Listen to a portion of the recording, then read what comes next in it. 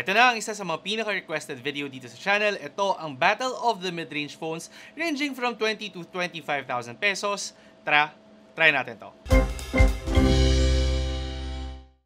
So kung naghahanap ka ng phone ngayon 2025 tapos nagre-range yung budget mo from 20 to 25,000 pesos, perfect sa'yo ang video na to. Sa video na to, i-compare natin yung mga latest released phones from 20 to 25,000 peso na price range. Kamusta ba yung design nila, presyo nila, specs nila, performance nila, yung mga test na nakuha natin out of them.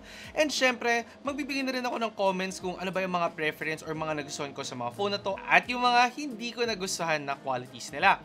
So para hindi ako malito, eto, tatabi ko na yung Excel sheet ko kasi as in nagkanda hilo-hilo kami sa mga phone na tinest namin. Pero anyway, yung mga phone na i-mention natin dito sa video, meron tayong Nothing Phone 3A, Tecno Camon 40 Premier 5G, Redmi Note 14 Pro Plus 5G, meron ding Samsung Galaxy A36 5G, Oppo Reno 13F, and then finally, the Honor 400 5G. So meron tayong 6 na phone i-compare para sa mga comment kung bakit hindi kasama yung Poco F8 dito. Kaka-release lang kasi talaga niya at hindi ko na siya nasama dito sa video.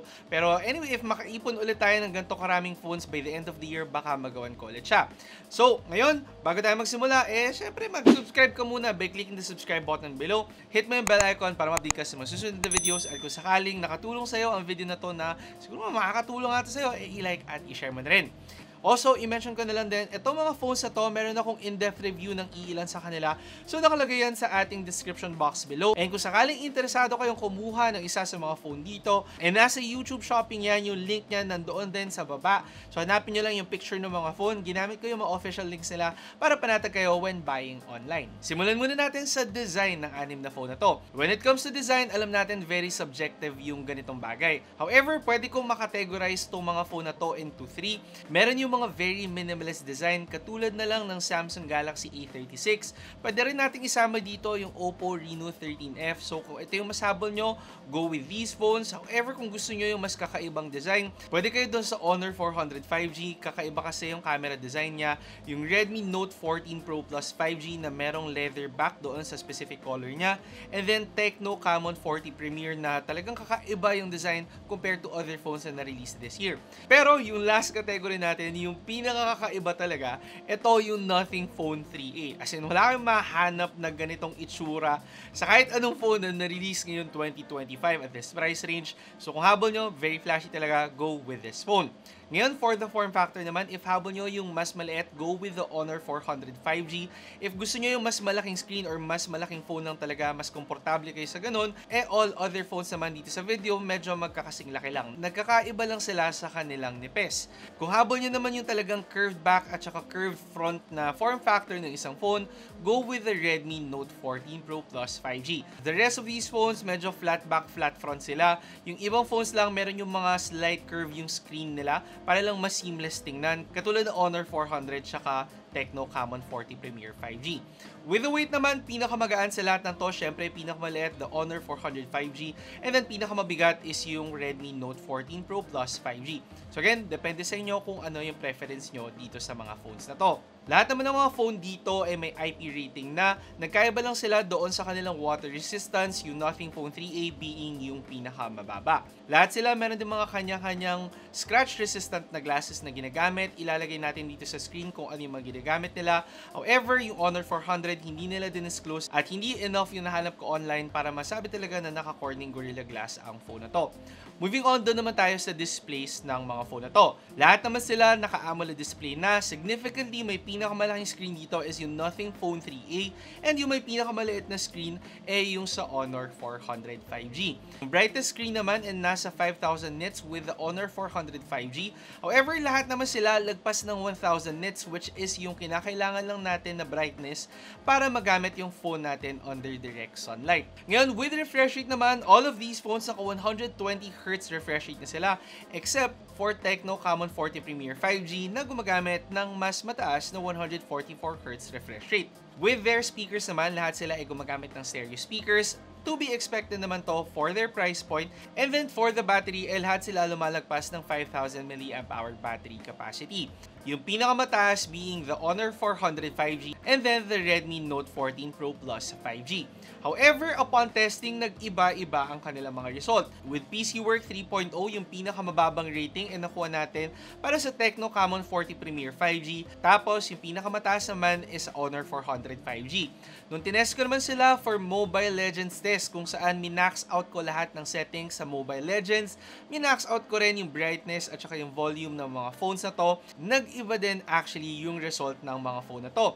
Yung pinakamabilis na nalobat sa akin ay yung Redmi Note 14 Pro Plus 5G. Tapos yung pinakamataas naman na battery percentage after 2 hours ay yung Oppo Reno 13F followed by the Nothing Phone 3a at saka yung Tecno Camon 40 Premier 5G. So medyo nag-iiba yung result nila.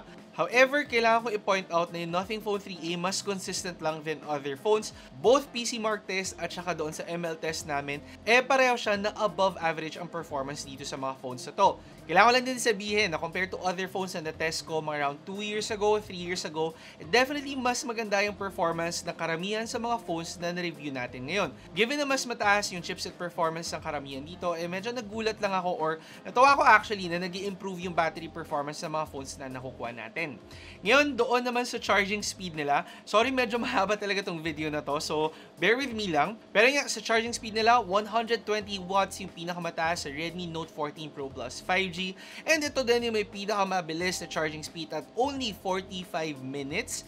And then yung may pinakamababa naman na charging speed, yung Samsung Galaxy A36 at saka yung Oppo Reno 13F. However, yung may pinakamatagal na charging time dito ay yung Oppo Reno 13F na inabot ng 1 hour and 30 minutes para ma-fully charge. Pwede natin ma-attribute yung tagal nito sa kanyang battery capacity na ay nga mas mataas din other phones dito sa ating selection, and then mas maganda naman yung kanyang battery performance. Before moving on, gusto ko lang ipaalala na meron akong in-depth review sa 4 ng mga phones dito sa ating video. Nakalagay yan sa description box below as well as yung YouTube shopping links nila. So if ever na interesado kayong kunin or mahanap nyo yung gusto nyong phone, pwede nyo silang bilhin dito. Tapos i-redirect na kayo sa Shopee niyan. Ito yung mga official stores nila, so dapat panatag naman kayo kapag bumili kayo online. Ngayon, doon naman tayo sa kanyang camera performance. So camera performance ng mga phone na to, syempre iba-iba talaga sila ng mga specs. Pero for the sake of simplifying, gamitin natin yung mga megapixel count nila. Afterwards, saka ko ipapakita yung kanilang mga output.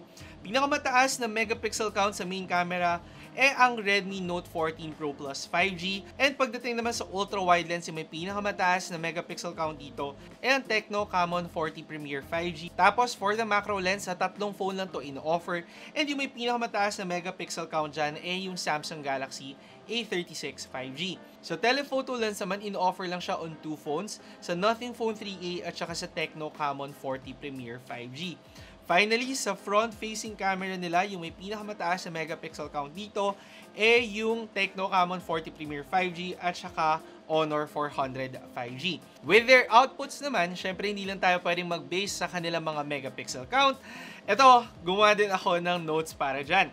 So, pinagtabi-tabi natin yung mga pictures at ito yung mga observation ko. For the main camera, medyo understood na naman for phones at this price point, maganda yung kanilang mga output. Magkakatalo na lang talaga yan kung gaano sila kagaling magtimpla ng kulay, kung gaano kadami yung details. So, more on ano talaga yung mas gusto nyo dito pagdating sa darkness, brightness, vibrance, or pagka-dullness ng kanilang mga photo. Kapag against the light, however, kailangan ko lang puriin ang Nothing Phone 3a for being consistent na nagbabalance niya yung exposure, hindi masyadong overexpose yung light source, tapos hindi rin underexpose yung kanyang shadowy areas, and hindi rin na-overexpose yung shadowy areas to compensate doon sa against the light natin. Ngayon, doon naman sa low light shots natin, with Tecno, very detailed pa rin, however, leaning towards the natural side yung ating colors, so depende kung mas gusto nyo ba yung ganito.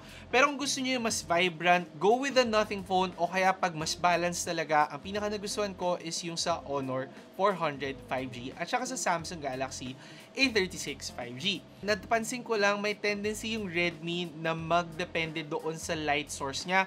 Kapag medyo bluish yung light, nagiging blue talaga yung picture, as in easily affected talaga siya sa color ng kanyang light source.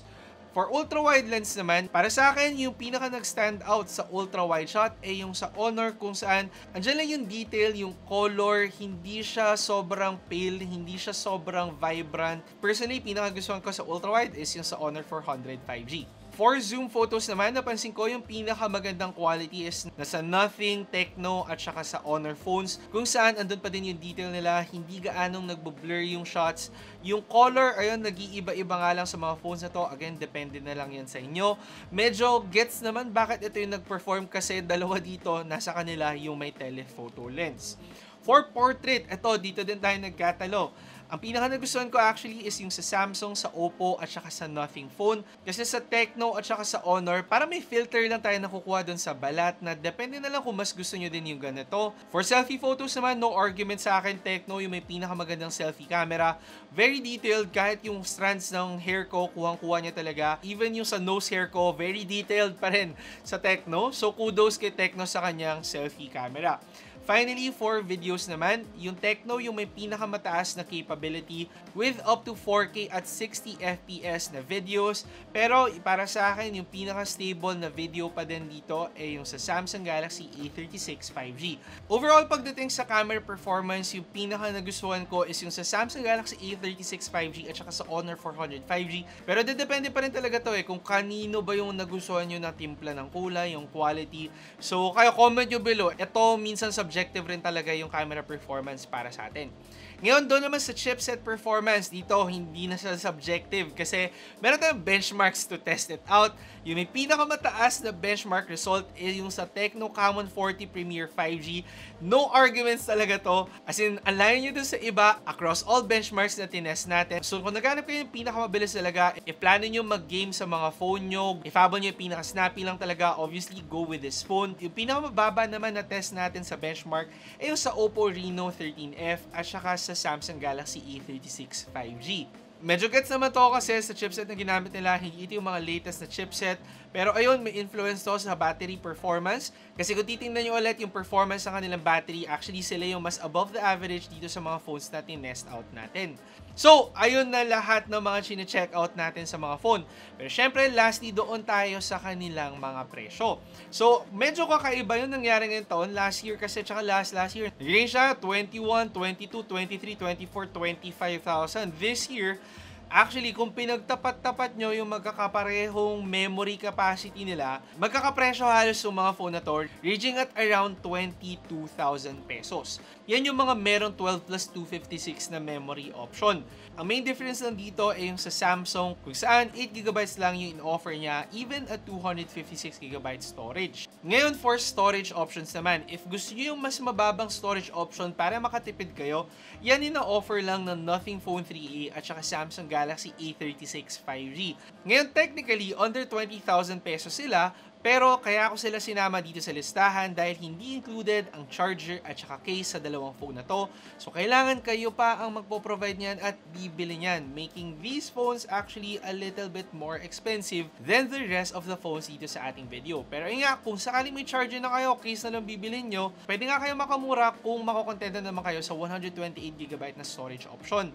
If gusto nyo naman yung 512GB storage option, yan ay in-offer lang ng Redmi Note 14 Pro Plus 5G, Oppo Reno 13F 5G, at saka Honor 400 5G. Actually, lahat pala ng phones dito, naka 5G na naman. So anyway, pagdating sa presyo, taking into account yung mga storage options ng mga phone na to, masabi kong yung pinakamahal actually sa mga phone na to ay yung Samsung Galaxy A36 5G. And then yung pinakasulit, para sa akin yung Honor 400 5G. Given na mas mataas yung memory capacity niya, and even doon sa mga specs na kinompare natin, doon siya mostly sa above the average na standard. Pero kailangan din nating isipin na, ayun nga, naka-6 na buwan na 2025 and yung Honor 400 yung pinaka-latest na nirelease. So dapat lang, medyo palaban talaga yung specs ng Honor 400 5G. So, sa lahat ng to, ano ba yung comment ko or parang conclusion ko ngayong pinagtapat-tapat natin sila? So, if ever nahabol nyo talaga yung pinakamabilis na phone, of course, go with the Tecno Camon 40 Premier 5G. As in, hindi na talaga debate to, matic doon talaga kayo sa phone na yun. Pero kung hindi naman ito yung main focus nyo, going for better camera performance tayo. Para sa akin, yung pinaka nagustuhan kong camera performance yung sa Samsung Galaxy A36 5G, yung sa Honor 400 5G, and then sa Nothing Phone 3a, and also sa Tecno Camon 40 Premier 5G. Maganda pa rin naman yung sa Redmi at saka sa Oppo, pero para sa akin mas malayo lang talaga sa Samsung at Honor, tas medyo sumunod yung iba. Ngayon, kung gusto nyo mas well-balanced na phone, go with the Redmi Note 14 Pro Plus 5G. Tapos kung gusto nyo, syempre yung mga nakasanayan na brand talaga, balik pa rin tayo sa Samsung at saka sa Oppo. Meron nga lang tayong compromise in performance, pero enough pa rin naman talaga yung performance given na, ayan, mas panatag tayo, mas alam nating nagtatagal itong mga phone na to, mas mahaba yung software support sa kanila. So, masabi ko more on longevity talaga, and dahil nga tried and tested talaga tong mga brand na to. So anyway, yun na ang comparison ng ating 6 na phone. Grabe, medyo naging ambisyoso ata ako sa 6. Hindi ko alam kung dapat 5 lang ba kasi masyadong siksika na yung details. Pero hopefully na-simplify nito yung inyong struggle sa paghahanap ng phone at this price range ngayong 2025. Yan ang aking video. Sana nakatulong sa inyo. Again, kung sakaling interesado kayong kunin ng mga phone na to, nasa description box below ang kanilang mga YouTube shopping links. Kung hindi pa kayo na-subscribe dito sa channel, mag-subscribe, click the subscribe button below. Hit the bell icon para mapigil sa mga susunod na videos, like at i-share nyo na rin. Ako si Alvin, ang inyong tech guy. See you next time. Ingat! Nagustuhan nyo ba ang video ko? I-check out nyo ang aking channel for more phone, gadget, and laptop reviews. Tapos, meron pa akong tech tips and guides. Mag-subscribe by clicking the subscribe button below at i-hit nyo na rin ang bell icon para sa mga susunod ko pang videos.